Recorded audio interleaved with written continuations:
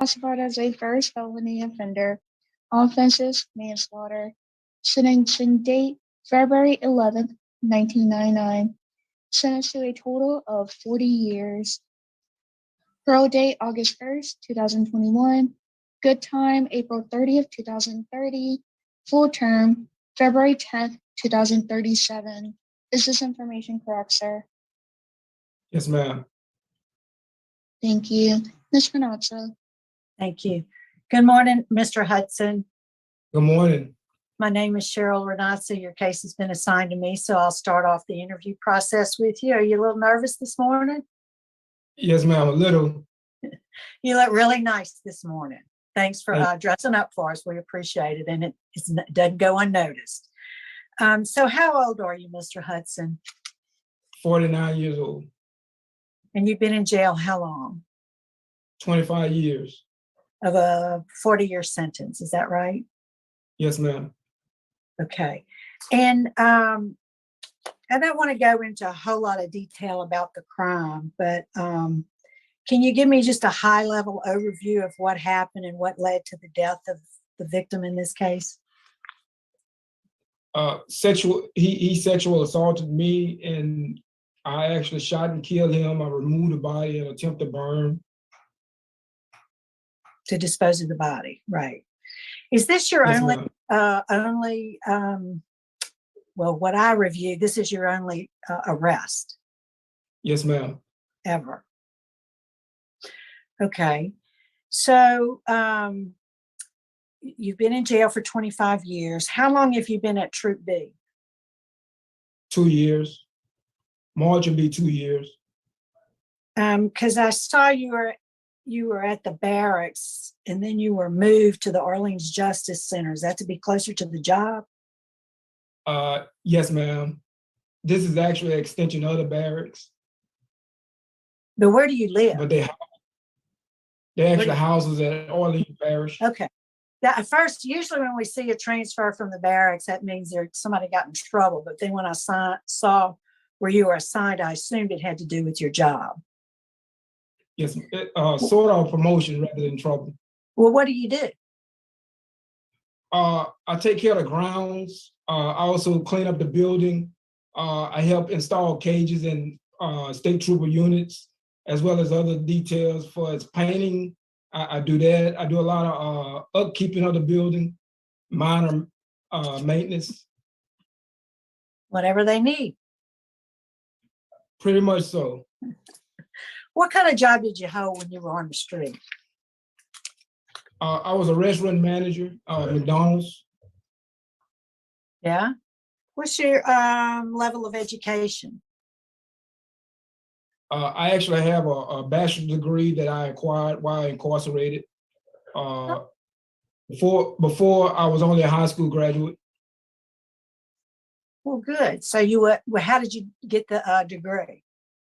I actually attended the seminary while at Angola, and from there, after acquiring the degree, you're required to actually do 2 years actually in the missionary field. And I did that, and I'm here. Where'd you do the missionary work? I started off at Hunt. I went from Hunt to David Wade, went from Wade back to Angola, worked in the Angolite, left the Angolite, I went back to the missionary field at Winfield, and from Winfield, I'm here. Okay, yeah, I did see a lot of moving around. I suspected that might be your missionary work. Good for you.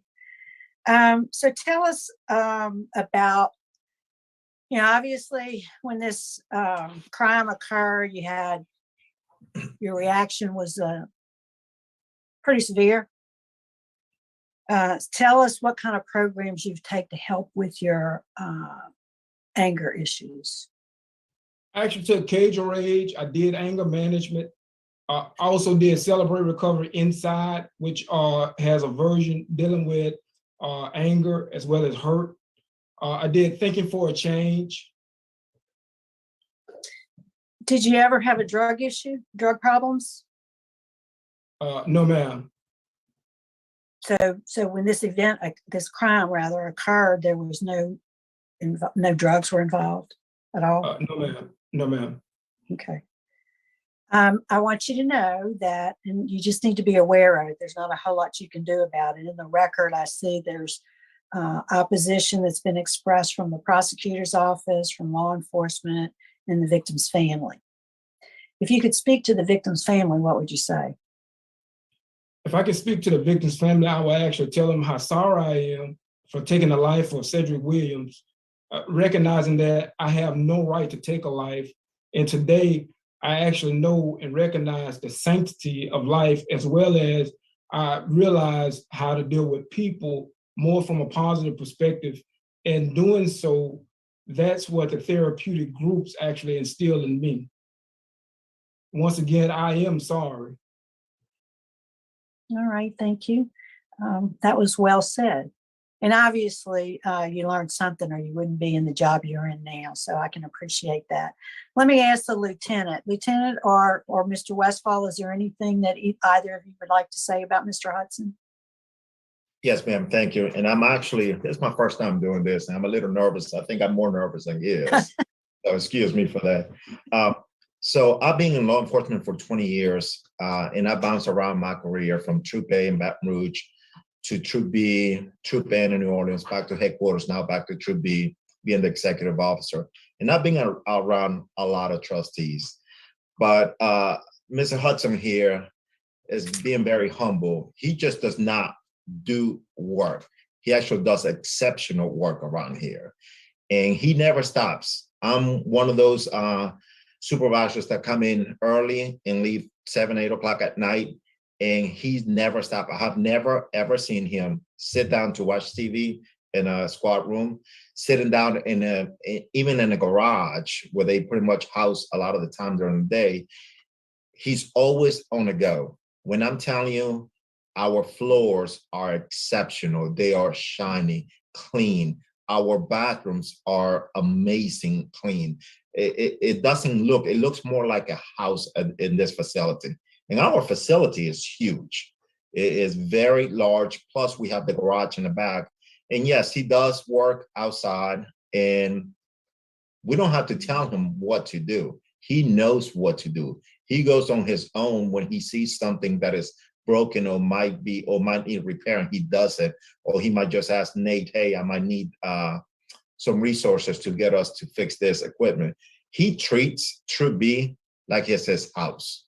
And to me, that's amazing, because like I said, I've been around many trustees. I've never seen one like this. My last assignment when I was in headquarters, I was at Fleet. I was around roughly about 15 trustees due to COVID. We used to have more. And he's got every single one of them beat because of the amount of work it does. But not just the work that he does around here, like he explained, cleaning floors, clean the building, doing maintenance outside. But we have vendors that come into our compound and they have to deliver mechanic parts, anything related to the cars, or even the building itself. And sometimes he has to engage with them, and he's very professional. Not just professional, he's very kind. I've never seen him give attitude to anybody, not a trooper, not anybody.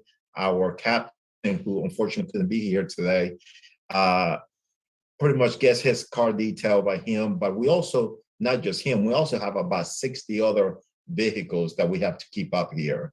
And he makes sure all those cars look good. It's a massive. Another thing I like to touch up around the hurricane.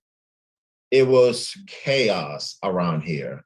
We had so many troopers and other personnel and other agencies helping us out clean up. The cleanup that we did around here was unbelievable. And Tim was vital to that. He was very essential, making sure that our facility was accessible to other cars getting into the gate.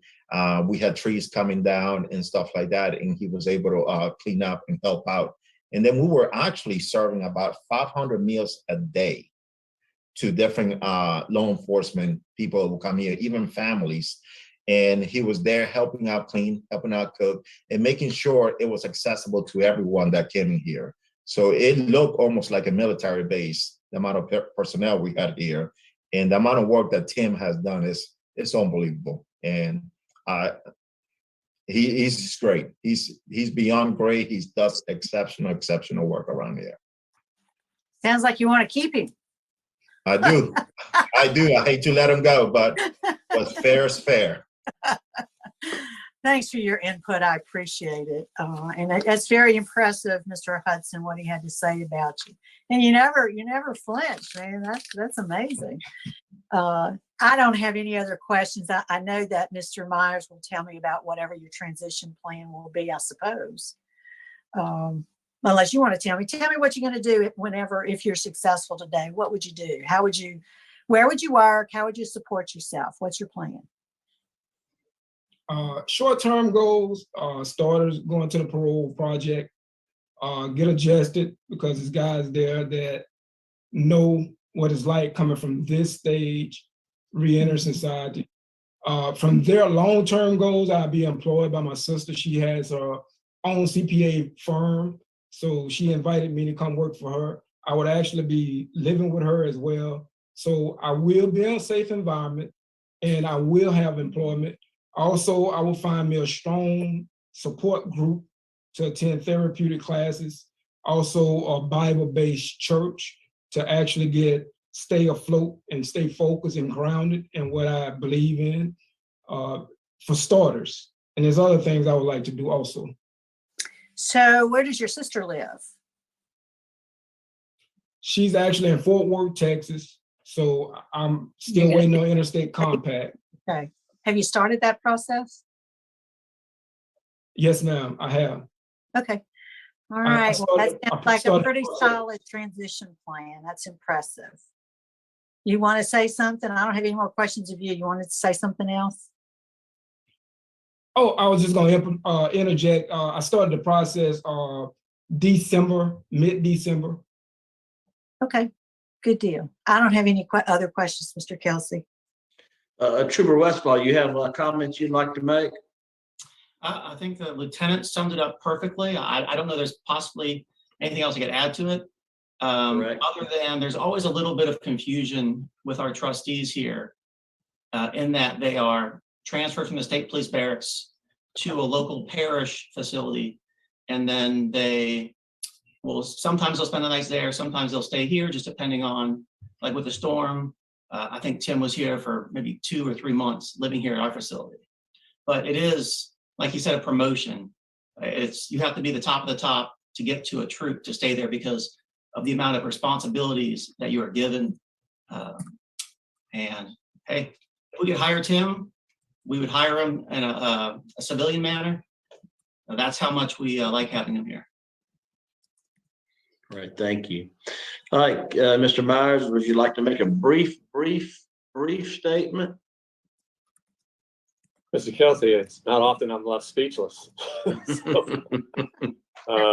So I would just have to reiterate everything that was said.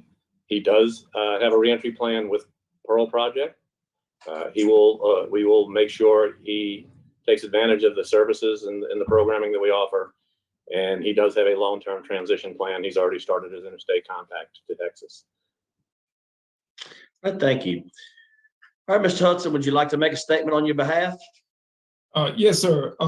First of all, I like to say to the board, I do embrace the full responsibility of this encounterment. I realize how great it is, how severe the matter is. And to the victim's family, once again, I am sorry for taking the life of Cedric Williams. I had no right to take his life, and I realized how severe that matter was. And once again, I am sorry. But today, I stand here, I sit here, I am a changed man. I have a value system, something I didn't have then. I know the sanctity of life. I realize the value in people, and I have a more positive outlook on people as well as life. Thank you. Thank you. Okay, is the panel prepared to vote? Ms. Renanza? Well, Mr. Hudson, that was very well put, very well said. And I can tell your expression of remorse is very sincere. I'm proud of you. You've done a lot. And it gives me great pleasure to say I'm going to grant my vote is to grant your parole based on the hard work that you've done. You have, it was an excellent interview. very positive remarks by the guys there at Troop B. You have a solid transition plan, both short-term and long-term. You have no past criminal record, and you're low risk. My vote today is to grant. Good luck. Jackson?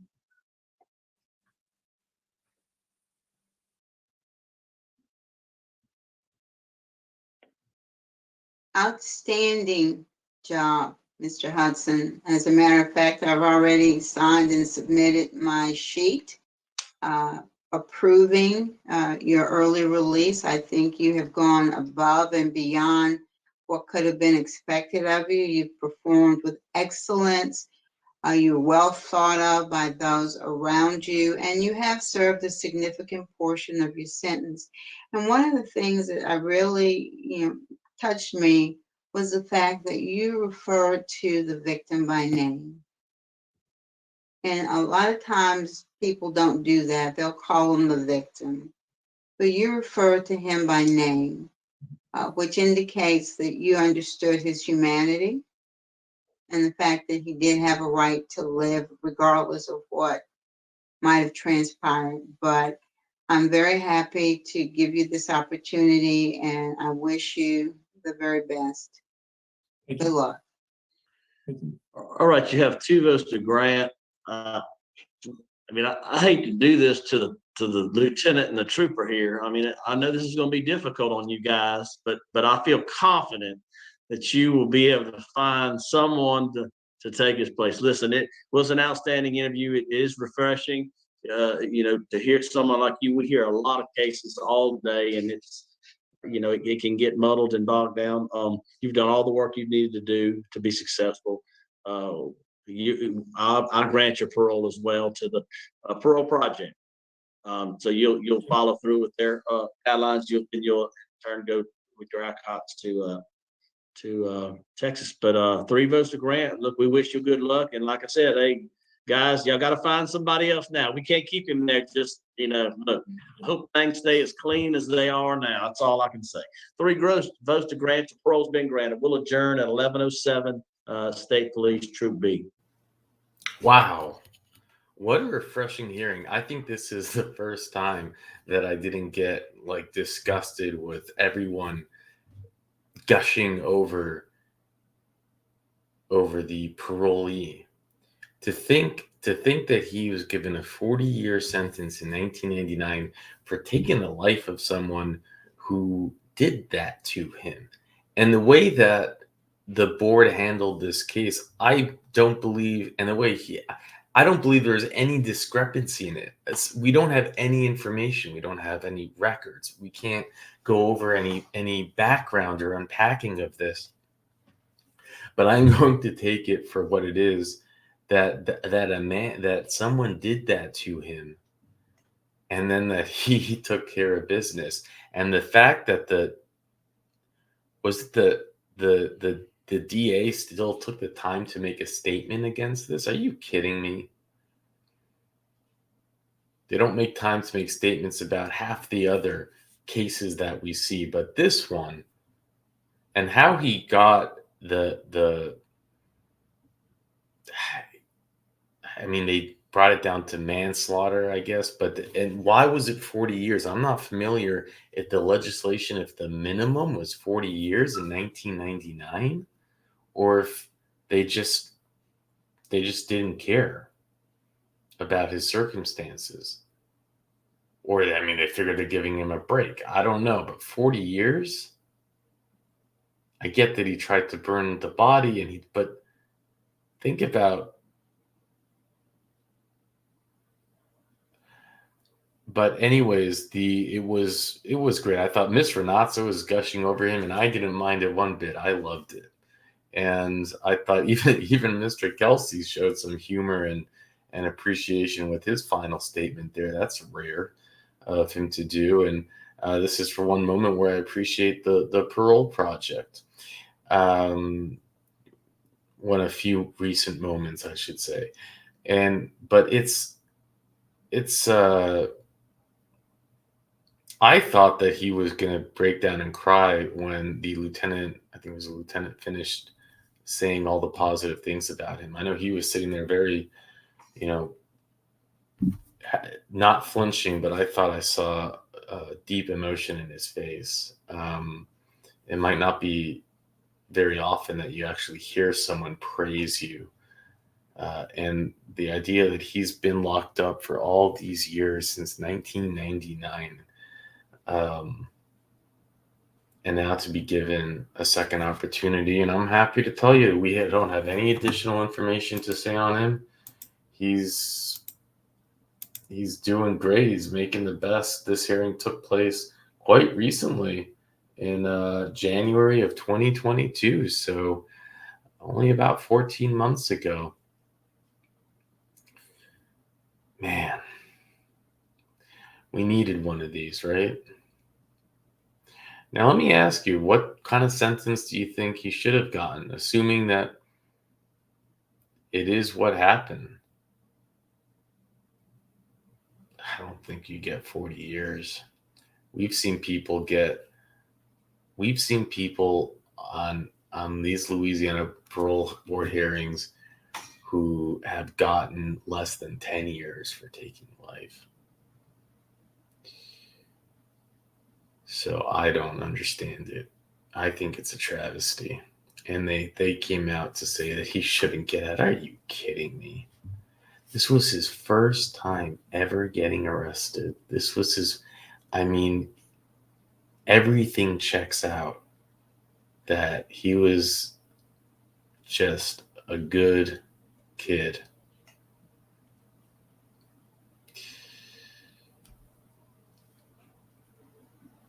You can't make it up. With that, I'll let you go.